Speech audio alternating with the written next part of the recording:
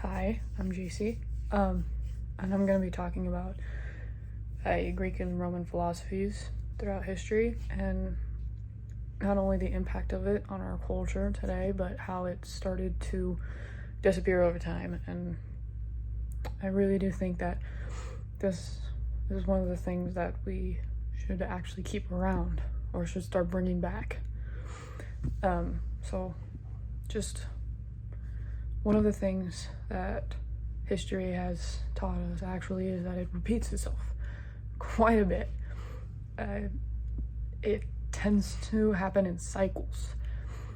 Usually there are 20 years, maybe there's 50 years, maybe there's 100 years in between.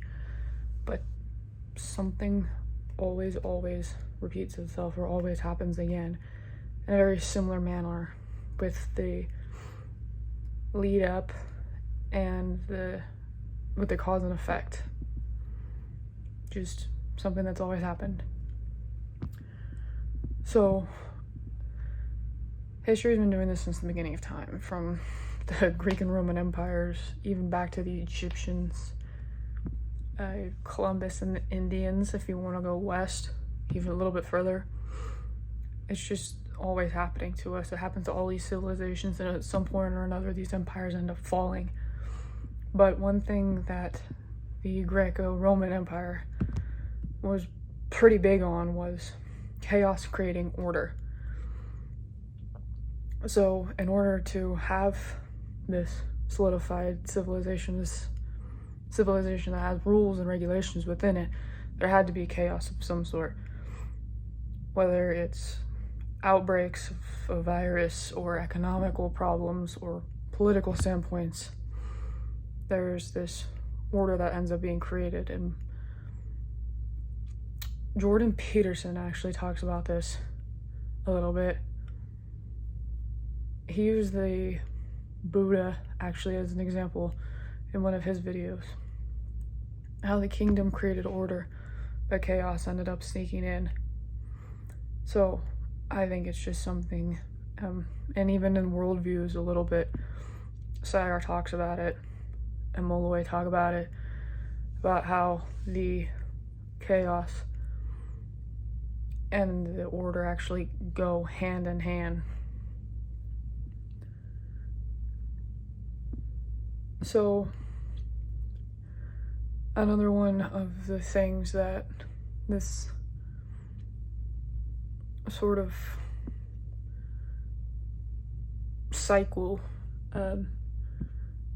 also developed was that these philosophies of how something should be run, or how we need to run our societies, or how we run our governments, or how politics are done. So our founding fathers actually took these ideas from the Roman empires, that democracy, how we view social situations, all that kind of stuff. But the problem with that is that we've modeled this democracy after that. But one of the reasons that the Roman Empire fell was because people started to argue and started to get too religious or too political, and they started clashing worldviews, and they started bringing politics or religion into one or the other. And Genus, who took these three squares, whether it was completely naked or whether it was completely sacred, we realized that we can't clash these views that Molloy and Sayre talk about so much. So we created this civil law, or this civil square, this idea that these cycles and this chaos and this order is actually normal. But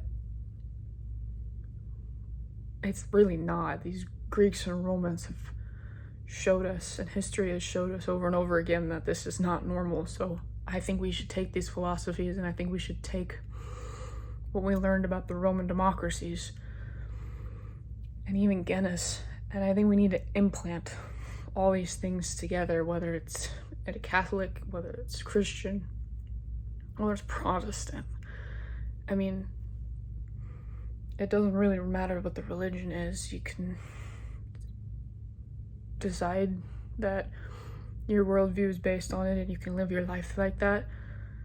Like, we go all the way up to the Supreme Court where they're asking people publicly about their religion and about whether or not that world religion is going to affect the way that they persecute people or affect the way that they judge people.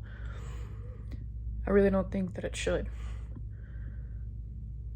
And I think one of the reasons that implementing this back into their societies is that our generation has become so anxious, so afraid.